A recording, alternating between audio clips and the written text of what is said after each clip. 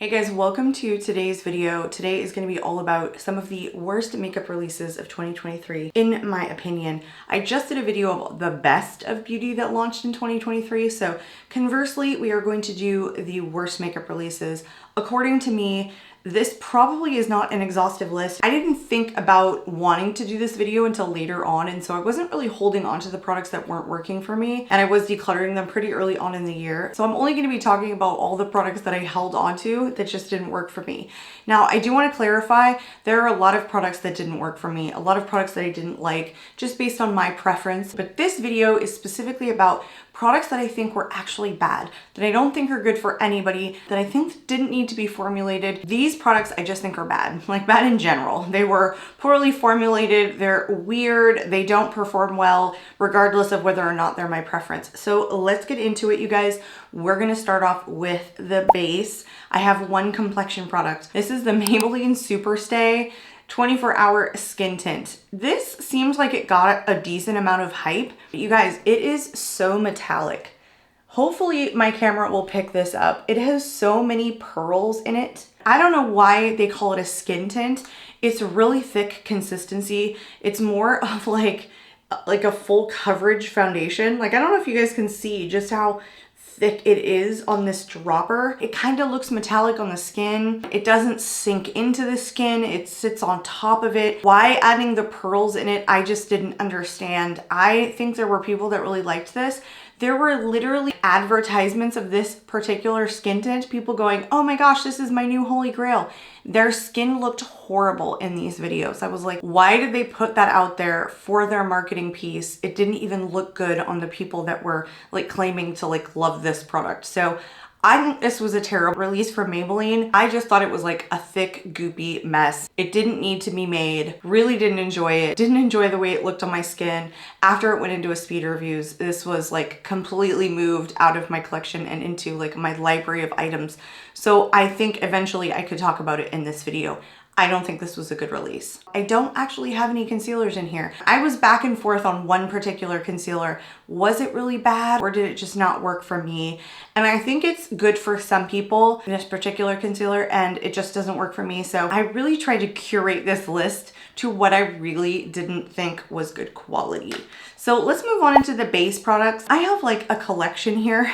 These are the Colourpop pressed powders. So I have the blush, the bronzer, and the highlight. I want to clarify something. I think the bronzer's actually really nice. However, I think this packaging was full on garbage. They made this their permanent packaging. So let's start there. They had pressed powders in their collection, but a lot of them came in limited edition packaging. Many of them came in the larger packaging, and they made this their permanent packaging. Basically, every single one of these just falls out on me. It's even like that for the cream products. They don't stay in the compact very well. Seems like this one was glued pretty heavily, just doesn't stay. Immensely cheap packaging. Now that we've gotten that out of the way, I don't think the formulation on the bronzer is bad, and I actually really like the shade. But I kept all of these together because I didn't hold on to this bronzer because it just wasn't remarkable for me. But I want to talk about the highlighter and the blush. These were an extremely patchy and powdery formula for me. I never got a smooth application. Every single time I tried the blush mostly, it was super patchy. I couldn't get it to lay evenly on my skin. It really didn't matter if I powdered before I put this on or didn't powder and put this on. The highlighter wasn't patchy. It was just a more chalky formula. I just felt like I've seen smoother formulas from Colourpop. And so I think that I grouped these together because of the packaging, but I actually think these are pretty decent. They're just not standout. It was the blush that I really disliked. Here's my swatch. Here's my first pass at a swatch.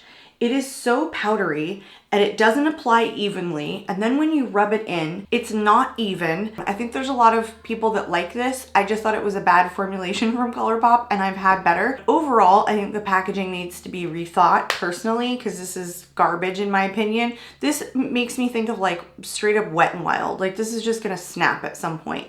That's how cheap I feel like this is. But the blushes in this formula, I just don't think that they were good quality overall. And so holistically, for the release in the permanent packaging, that's why I put them in this particular video. I really do think they need to redo the packaging, quite honestly. And same thing for these next ones. I'm gonna have to pick on Colourpop a little bit. These are in better packaging, but you can't tell the shades from the outer packaging, which it's fine. There's a lot of products that are like that. But these turned on me. These are their cream blushes, and they're supposed to be a natural matte finish. I used these only a handful of times and they started to stink. They don't smell good, they smell awful, they smell like they've turned. The same thing with this packaging. Some of these blushes have come out on me. They're just loose in the compact. They're just not glued in there very well, and if they are, they just don't have a lot to grip onto, so all of them seem to be falling out on me. And one of these actually turned colors. It's this one. So it started out a pinkier shade and then got this like deeper shade. I don't know why it did that, like after I swatched it. So not only do I think the packaging is poor, I think that the products turned very quickly, and then also I've never understood the natural matte finish. These are like kind of a thick whipped texture, but they have so much silicone in them is what it feels like, that they end up being like super emollient on the skin, and they have like a little bit of radiance to them. I don't know if you can see that, but they're not like matte. They're not a soft matte either. They feel like they have a ton of silicone, which makes them really, really slippy. And also, they're not very pigmented, very, very lightly pigmented, which is okay. It can be a buildable formula. I don't mind that. I just felt like there were so many different things that I didn't like about these products. They just were not good releases, in my opinion. I got 5 out of 8 shades that they launched, and I've held on to 2 of them because I think those didn't like turn as quickly. They still smell okay, and they're more unique colors. But these 3 I am gonna end up letting go, especially this one that is totally like, ugh. When they change colors like that, that just makes me nervous on top of like smelling. And mind you, I think these launched like 4 months ago. And I got them like the day, launch day or day after, something like that, very, very quickly. So again, not a good release, I think, from Colourpop. I don't understand natural matte finish with all this silicone that's in it. Basically blends away to nothing. No. I think they just could have done better. All right, let's move on to the next pick here. Another one that I ended up getting a ton of shades, and because I was certain I was going to love this product. These are the lip blushes from Huda Beauty. I love most of Huda Beauty's products. I think a lot of them work for me, and I honestly think that even if it doesn't work for me, most of them are still really good releases, but I think these were horrible.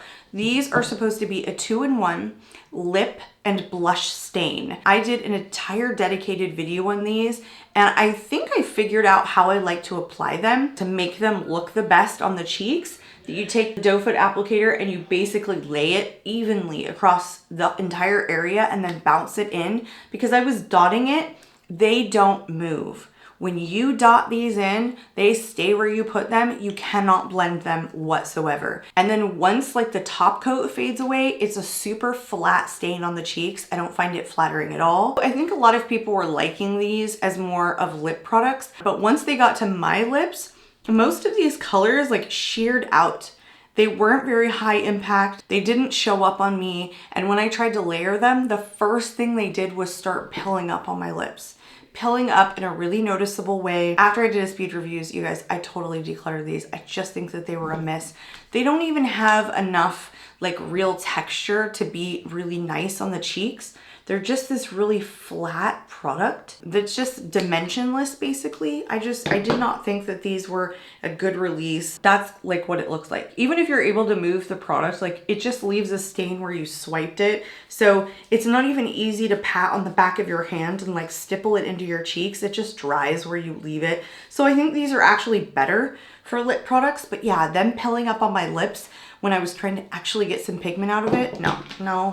I just think they were overall bad, not needed, totally unnecessary to the market. Let's talk about some dupes. I wasn't down with all of the dupes that released this year, but I did like a lot of them. So this year we had a ton of dupes come out, coming after Charlotte Tilbury in her Beauty Light wands, in her contour wands, in her highlight wands.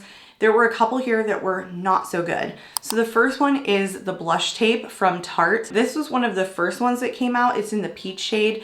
I don't know how the red stacks up, but as far as this one, it is so freaking metallic and like sheer once you rub it in. It is extremely metallic on the cheeks. It's basically pigmentless once you kind of rub this in, and all you really see is just like this metallic pigment basically on the cheeks. It doesn't look flattering, especially when you're blending it in with a brush. A lot of the pigment just gets soaked up. And Charlotte's was really pigmented. I mean, that's the one thing that Charlotte had in her beauty wands, is that even if they had a really intense metallic kind of shimmery finish, they were ultra pigmented.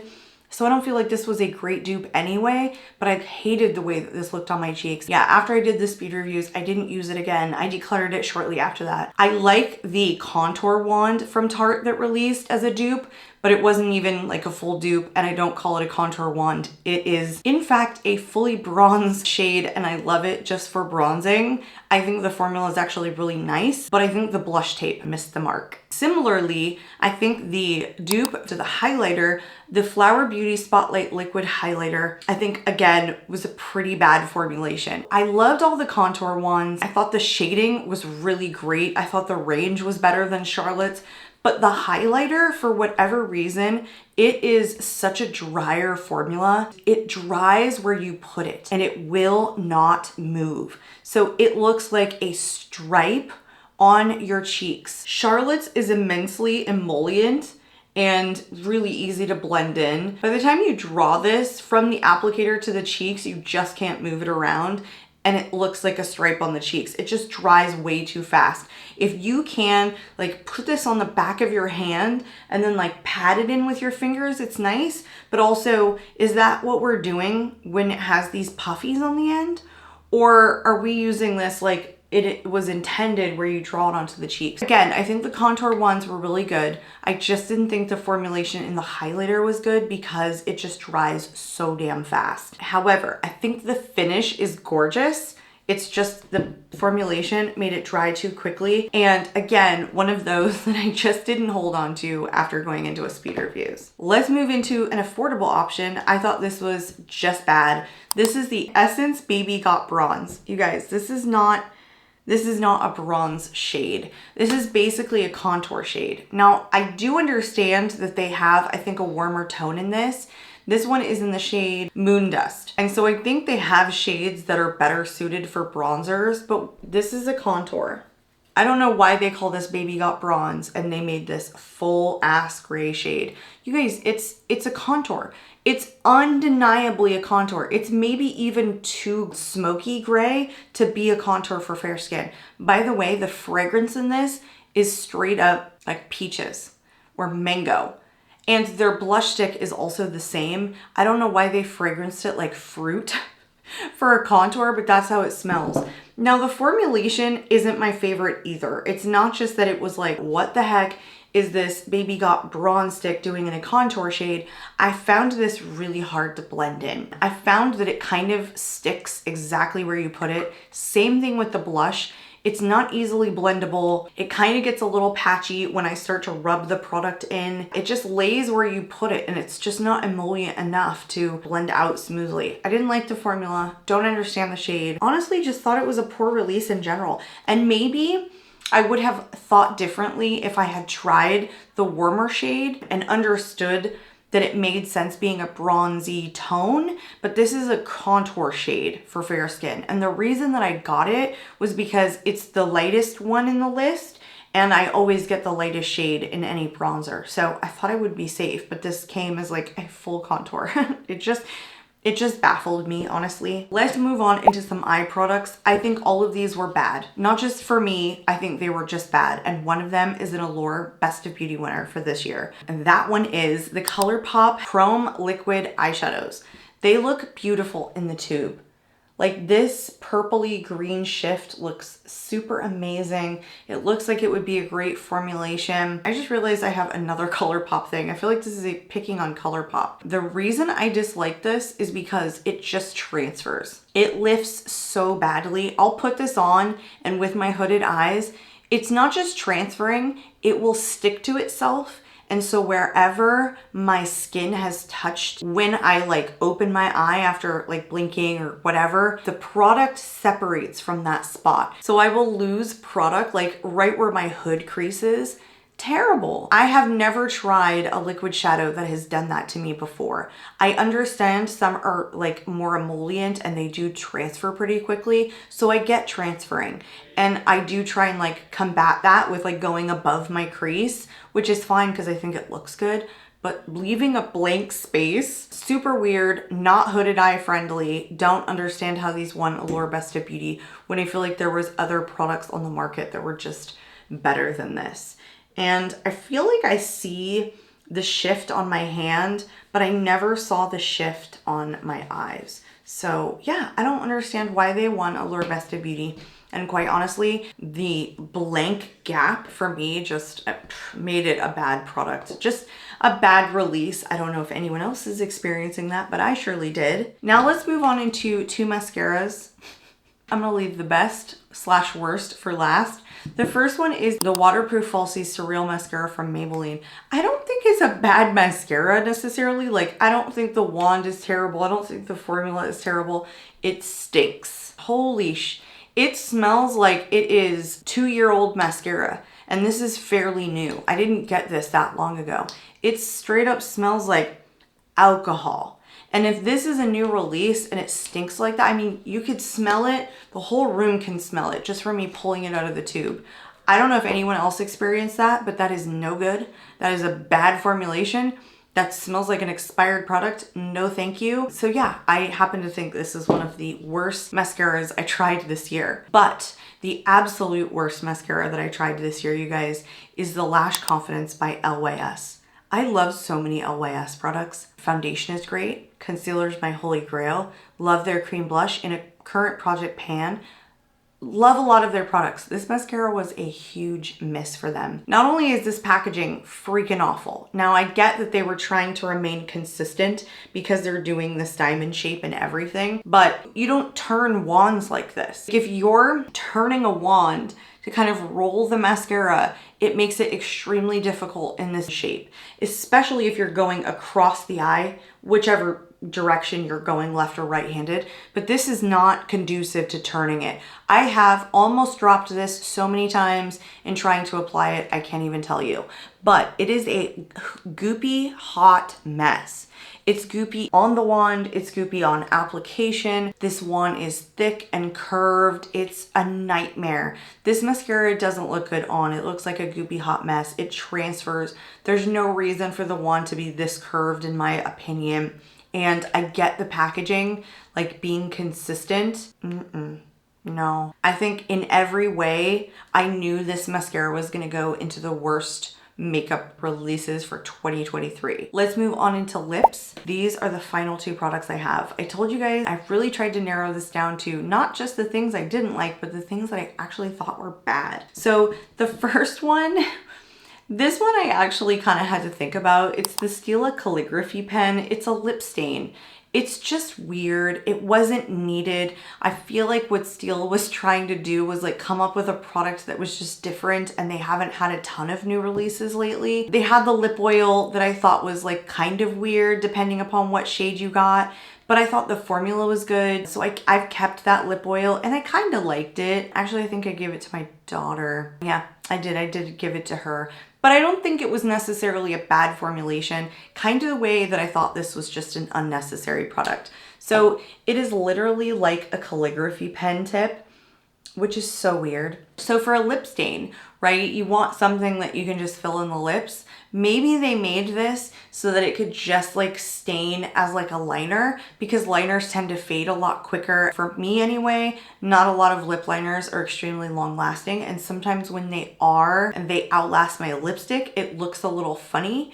And so maybe that's what they were going for with this really weird tip, but it barely deposits any product on the lips. Like I could do a line, but then if I try and like fill in the whole lip with this, first of all, it doesn't go the whole lip. It like starts to dry out. Because the tip is like this, it's really awkward to try and apply it the whole, no, it's gimmicky. is what it is. It's just straight up gimmicky, not a high functioning product, totally unnecessary in my personal opinion. And the worst lip product that I tried this year, you guys, has to be the Valentino Licoroso 2-in-1 blush and lip color. That is what this is called. It is literally marketed on the Valentino site as being a 2-in-1 lip and blush product, but it is a soft matte lip and blush product. First, let's talk about this doe foot applicator. When I first pulled it out, I thought half of it was like missing. I was like, where is the rest of this? Why does it look like this? Like, why is the doe foot just on the very tip of the wand? Like, I didn't get it. But I also want to mention, when you look on the packaging, it calls itself the Licoroso Liquid Lipstick. So the way it's marketed on the website is different than how the sticker looks. Which to me, I felt like when I got it, I was like, what do you mean liquid lipstick? I thought this was a 2-in-1 product. So I had to look on Valentino's website just in case like Sephora got it wrong, because that's where I picked this up. No, it's not. That's literally how they have it listed. So this is terrible as a blush. It's kind of like the Huda Beauty, except it's not a stain. It's so flat on the cheeks. No dimension, doesn't blend well, terrible. So I decided, okay, I'm gonna do the same thing that I did with the lip blushes from Huda, is try it as a lip product. It's completely drying on my lips. Shows all of my lip lines, not a really good formula. You wanna guess how much this cost? More than a tank of gas. This is a $40 product. It's smaller than my pinky. For 40 bucks, for a drying lip product that's marketed as a 2-in-1 that looks terrible as a blush, but also it's really bad as a lip product. I thought it was a horrible release. I thought it was like a shot in the dark. I just didn't think it was necessary, and I thought it worked terribly for both. I've held on to this in my lip drawer. I actually had to dig this one out of the not declutter pile because I will wear this as a lip product, but I will always top it with something. It's like, it's making me work for it basically. And I've kept it because it's the most expensive thing in here, and I thought for 40 bucks, I'm gonna wear that. I'm gonna painfully get some freaking use out of this thing, even if I have to top it with a gloss. That's all she wrote, folks. That is what I had for the worst releases that I tried this year. I would love to hear in the comments what you guys think of my choices. Also, what do you guys think were the worst beauty releases that you tried this year? I'd love to know that also. If we don't agree, you guys, that is perfectly fine. There are plenty of products that I like that it just doesn't seem a lot of people like. And so that's kind of how I feel about products that don't work for me. A lot of people do like them, and that's okay. I just wanted to share with you guys what I didn't like this year, but I always hope you guys enjoy my videos. I'm out of here, and I hope to catch you all in the next one. Bye, guys.